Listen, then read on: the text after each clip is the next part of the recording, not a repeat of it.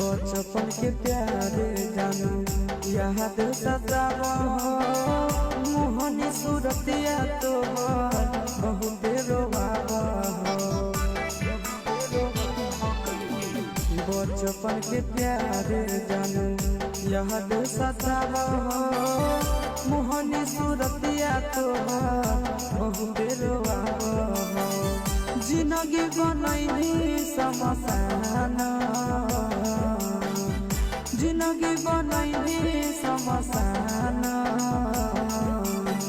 पगल पगल कहानी पगले बनैली गे छोड़ी ससुराल चली गे पगल पगल कहानी पगले बनैली गे।